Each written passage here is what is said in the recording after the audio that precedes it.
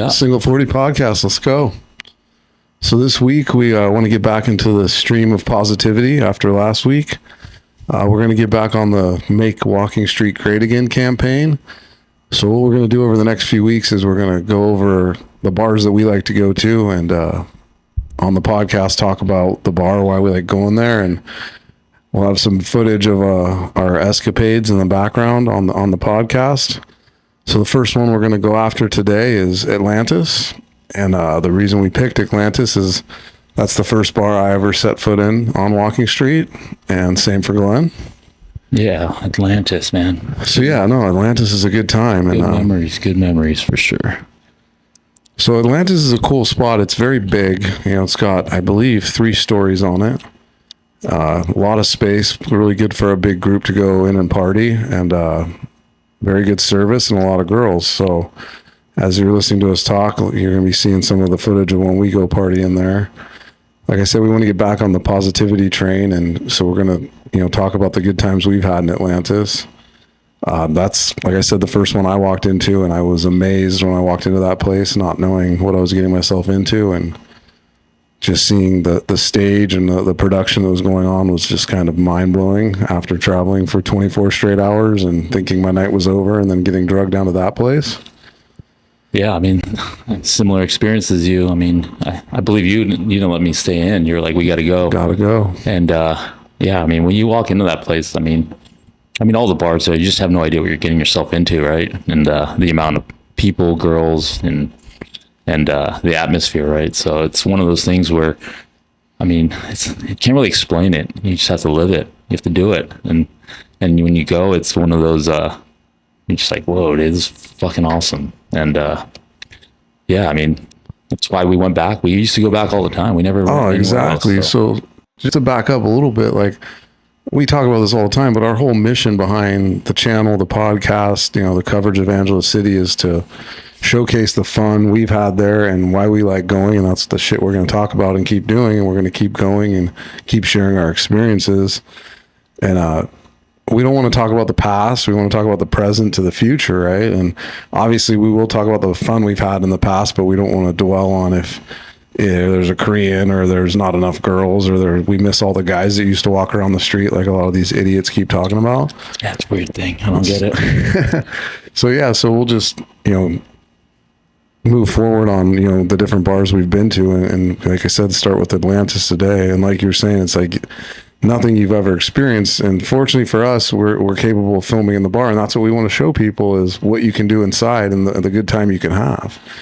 Yeah, I mean, there's definitely people out there that have similar thoughts, ideas, experiences as us. We're not doing anything crazy. No. But I think it's just one of those. I mean, if you're consuming this content and you enjoy going to the Philippines and going to that particular area, like, I mean, what we're doing is basically just showing and telling people our experience. And I mean, every time we go there, I mean, no matter what, whoever we bring, if it's someone new or if it's, the group everyone's just having a great time, And that's what we want to show. And that's why we're doing it is if you've never been there, we want to show you like possibly what you could go do and see the inside of these places.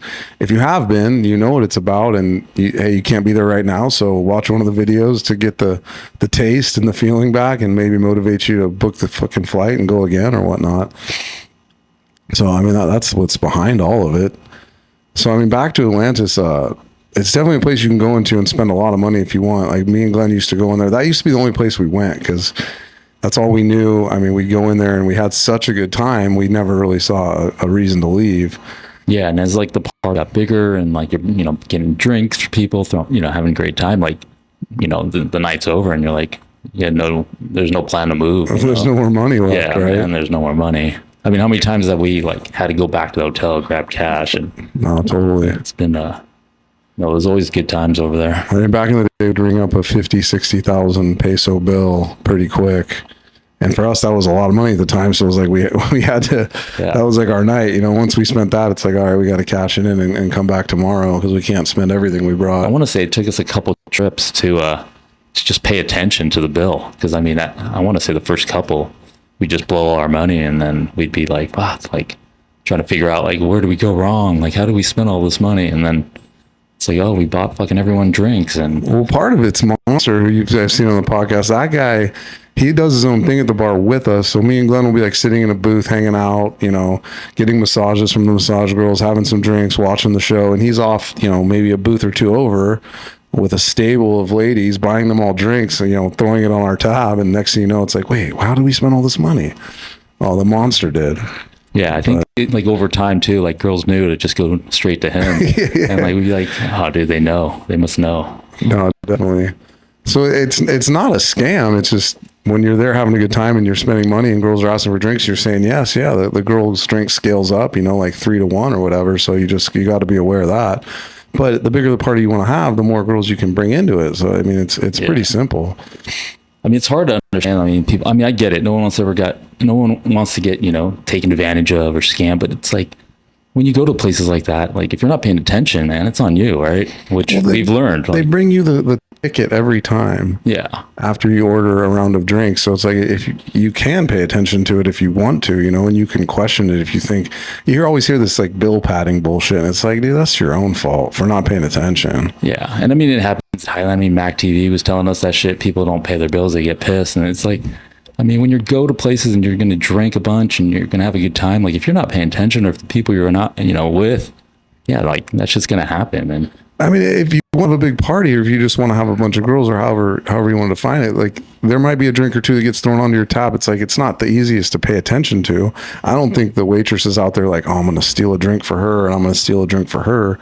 There's just a lot of people involved. If you just sit there with one person and it's just you and them talking, hanging out, like I don't really see your bill getting padded. So it's all about what you like, right? So the cool thing about Atlantis is the ownership group's called the Dollhouse Group, and they also own Dollhouse, which is literally like, building over. They used to have more bars, but after the pandemic, I think they shut some of them down and they've yet to open them up. So it's a good ownership group and they've, created a pretty good environment along with the Wolfpack group. We'll get into some of their bars later and on other podcasts. So, I mean, people talk about different people owning these bars and, they're not set up for Westerners. It's like, that's bullshit because Dollhouse, Atlantis, any of the Wolfpack bars, even, Club Sky, I don't know who owns that place. We go there a lot, but they're there to have fun for whoever walks in the door, right? yeah, no, I mean, well, who cares who owns it, dude? Yeah, right. I mean, in the end, it's like you go there if you have fun. Like, I'm not thinking about who is like owning this place and who's like. If there's girls, there's drinks, and our group's having a great time. That's all that matters. I mean, if you're going to open a bar and compete, then maybe you should care about the other owners. But if you're not, you're just there to have a good time. Like, who gives a fuck, like you said? Yeah, I mean, but it's just, I mean, it's the world we live in, man. The negativity it's easy. No, definitely. And another cool thing about Atlantis, if you are into doing money rain, they have a nice sized bank there when you can cash in. You don't ever have to wait. They always come up with 20s real fast. Yeah. I mean, yeah, because like I don't even think before we even used to like try to get 20s before we go to places, like that was the spot. Yeah, no, Atlantis does have that service. And just so everybody knows, when you trade in 1,000 pesos or 2,000 pesos for a stack of 20s, there is a tax. Like they hit you with a 10 or 15% tax for the service. Yeah. So they're not stealing 20s from you. They are taking it because they are basically making change for you. So let's put that on the table. So if you do go do that and you count the 20s and you're missing a couple hundred pesos, it's the tax of the service. I'm sure you can ask them beforehand what it is and they'll tell you, but let's throw that out there. Yeah, no, definitely. I mean, it's something we don't even pay attention to, but I think we have in the past. Yeah, it's just, they take their cut like they're going to, and then it is what it is. We haven't filmed in Dollhouse, which is also part of the Dollhouse group, and I think next trip we'll try to talk with them. So we got some comments last week about like, don't film in the bars, girls don't want you to. So we got to be straight and clear about this to everybody that thinks that, like, we're not doing any hidden camera stuff. Every time we film in a bar, it is pre-agreed upon with the bar's management, staff, or ownership that we are going to be filming. Every girl that's working there is informed that we will be filming, and if they don't want to be on film, they can obviously step off the stage or avoid the camera. So we're not trying to expose anybody's secret. And even with other patrons or guests, like we don't put them in the videos unless they come join us and openly say they're cool with it.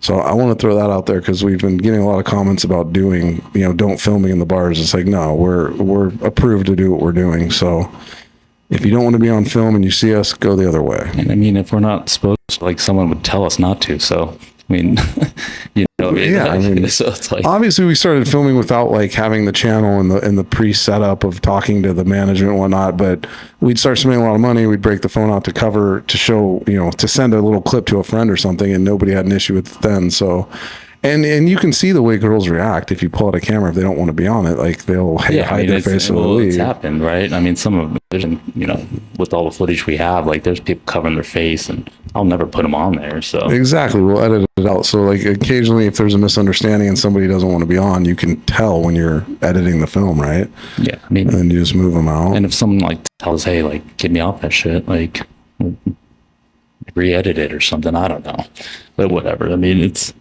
I don't know why people would even care. I would think people would like be like, if they've never seen the inside of a bar, and I would be like, hey, that's a pretty cool video. Like, at least I have an idea what things look like. So yeah, you can get an idea, and that's why we're going to start doing the podcast with these. I mean, I wouldn't really call it a bar review, but we just talk about the bar and show some of the footage we have, just so people can get an idea, and maybe watch the series as we make it. And when you go there, you can have a better understanding of where you want to go, or go to all of them, or whatever you think after watching them. I mean, most of the footage I put on overlay on this is stuff that we've done. I've posted, and probably people don't ever see, but I mean, Atlantis and all the bars we've been in. So as far as I know, like Atlantis and Dollhouse are kind of like the pioneers of like the different kind of shows they have.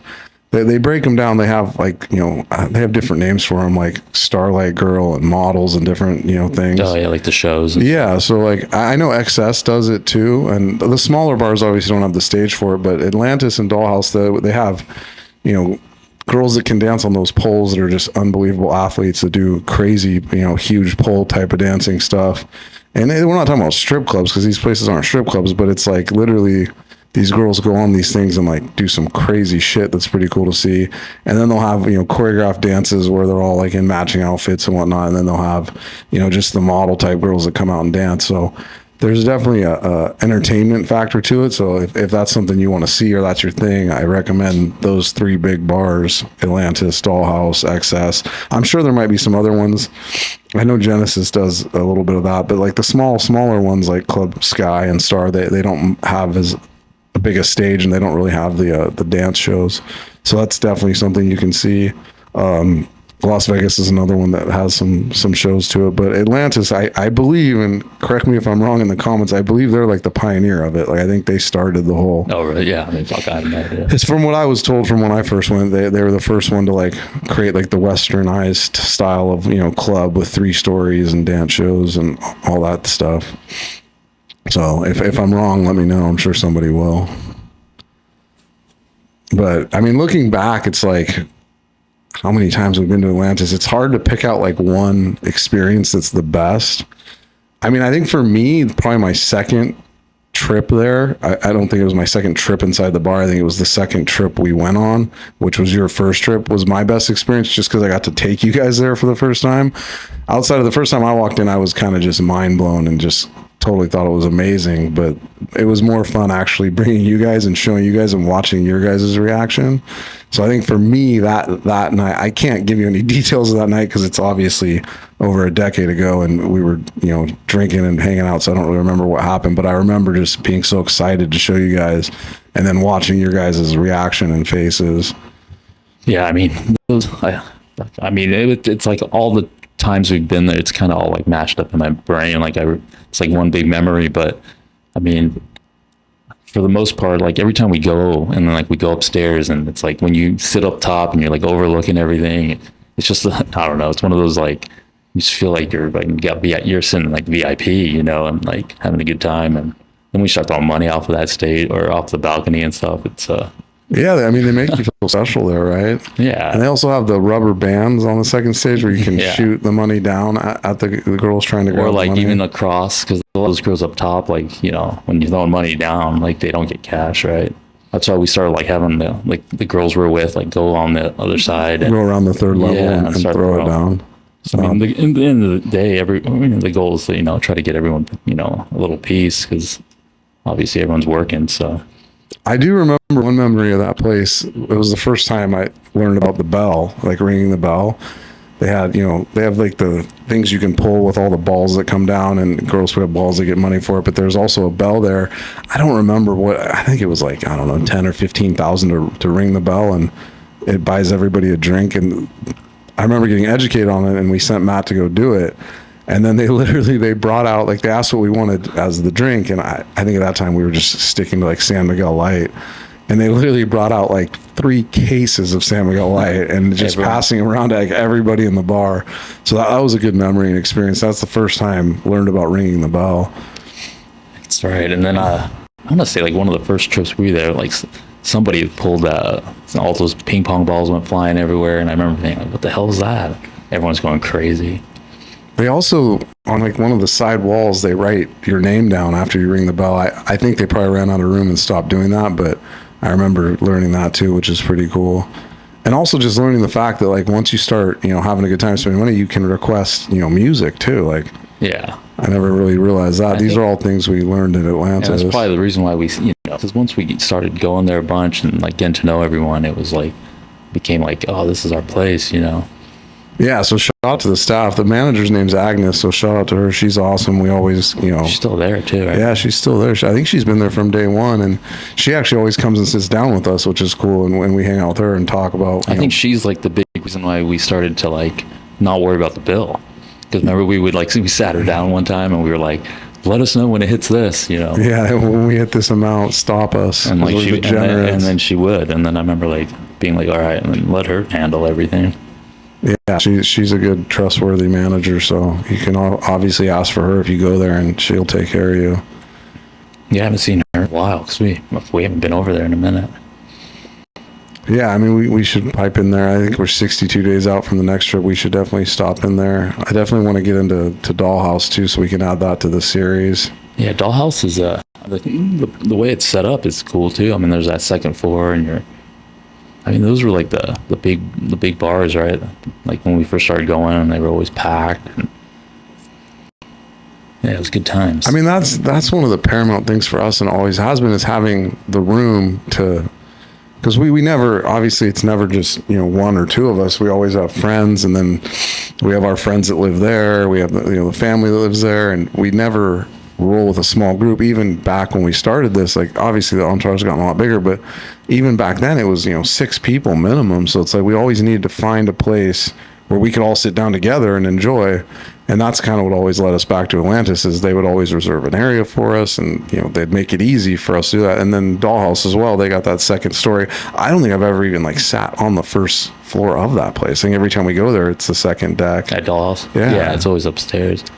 I want to say like at Atlantis, we used to sit in the front on the first floor. Yeah. A bunch, but I think like the upstairs is way better in my opinion.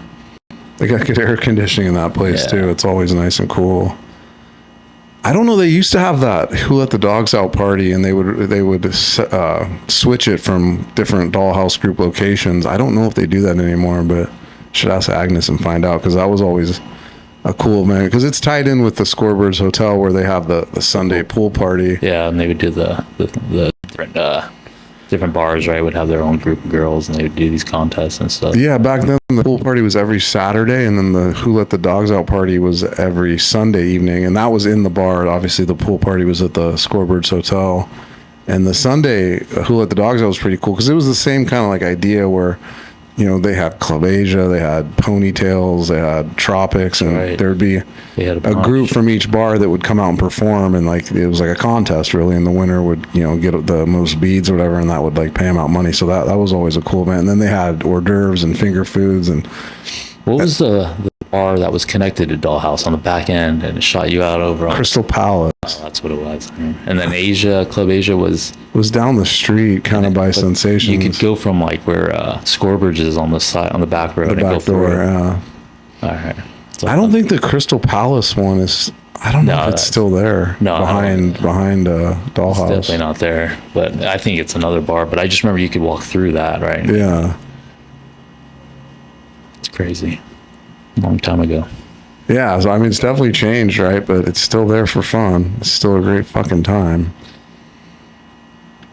I mean, that's all we're trying to promote here, is to show people what we do and hopefully motivate somebody to go there and have a good time. And back to the Make Walking Street great thing, now Red Street. The only way it happens is if people go and spend money and stop complaining about how it was cool 50 years ago. And it's dead. It's dead. It's definitely not dead. It's dead when they lock the doors and they close the street and there's nothing there. That's what dead is. I was dead during the shutdown. Yeah, exactly. That's fucking dead. So stop complaining, get your fucking money out, go down to Walking Street and spend it and have a fantastic time. Yeah, if you spend money, you'll have a good time. Definitely. Yeah, and in any budget too. I mean, it doesn't have to be a ton of money. It's just, you got to spend a little bit to have a good time. I mean, that brings me on the topic too, where everyone's saying it's too expensive now. It's like, what the fuck is not? Like, what has not gone up in price over the last 10 years? Like, every fucking thing. Yeah, but if anything, you're complaining about the plane ticket. That shit's fucking real expensive. Oh, I mean, it doubled. It's doubled in the last 10 years. And it won't go, and it hasn't gone down. So, like, you expect the plane ticket to go for us, it went from like 700 to, 1,400. And then you expect to go there and the prices are still like they were 10 years ago when the plane ticket was 700. Like, that's what you expect? Like, how, I mean, open up a fucking econ book, for Christ's sakes. Like, learn about inflation. Like, everything costs more money now. Transportation costs more money. Fuel costs more money. Food costs more money. So you don't think the drinks are going to go up? You don't think the price of everything on Walking Street's going to go up? I don't know. I mean, I get it. It's not 3,000 pesos anymore. It's 5. Like, okay. Fucking deal with it. Like, hopefully you make more money now. If you don't, that's your fucking problem. Like, go find a better job. I don't know. Fuck it. I don't know, which one should we get into next week? Which bar? Either Vegas or we could always do Genesis. Yeah. Those are two bars that I think we've been there a bunch. Got a ton of footage on. We got a good video we made about a year ago where we rank our top 5. So check that out if you're interested in what we think, and give us your top 5 in the comments, or your number 1. Like, give us a reason to talk about it in the next podcast. We'd love to. And don't tell us that this bar used to be good, now it sucks. Just tell us that you liked it, and we'll cover it. And hopefully it's a place we've been. And yeah, we gotta we'll check it out. Try to find different places, right? I mean, reach out to some of these places that, I mean, we did go to that. I don't even think it lasted very long. What was that? That Skins place? Yeah, Skins Gentlemen's Club. It's something else now, but we got some footage in there. But I think it was, by the time we came back here, it was like, yeah, it didn't last very long. I don't know. It was a very big bar with a lot going on. I don't think it was set up to I think win. it's something else now. I don't know what kind of bar it is. I believe it's called Urban. I believe it's like a disco nightclub type of bar, like a mega dance or a high society. I think that's what the new ownership's goal was. Or at least that's what I've heard. So yeah, well, we got 2 days over there on this next trip before we go somewhere, so we got to go out, check out. Yeah, we're gonna get there on a Friday night, and we're gonna do some bar hopping that night, and then the next night we're gonna have a organized party at Megadance, which should be fun. And check out our last video. We showed our end of the year party we just had there. We went a little different route. Instead of having it at one of the bars or one of the nightclubs, we rented a property, basically like a small resort. And the reason for that was it was being around the holidays, so a lot of places were actually closed for the New Year's holiday. So we decided to find something a little more intimate with like a pool, and super cool place. Check that video out. Yeah, that place was like in the middle of nowhere, but it was pretty nice. Yeah, it was about, I don't know, a 10-minute car ride from Walking Street, so it wasn't too far out of nowhere, but it was definitely like way off the Walking Street path. And it was I mean, it was a quiet area. Like, you had the whole place to yourself, and it was a really good time. Yeah. So anyways, check out Atlantis. Hope you enjoyed this podcast, and hit us up in the comments. Like I always say, give us your opinion, what bars you like. Even if you don't like one, you can tell us that too, and we'll address that. But let's keep moving forward, and let's keep trying to get people to go to Walking Street, spend money, have a good time, enjoy life. You only got one of them. Let's do it. Hell yeah. All right. All right. Thanks for watching.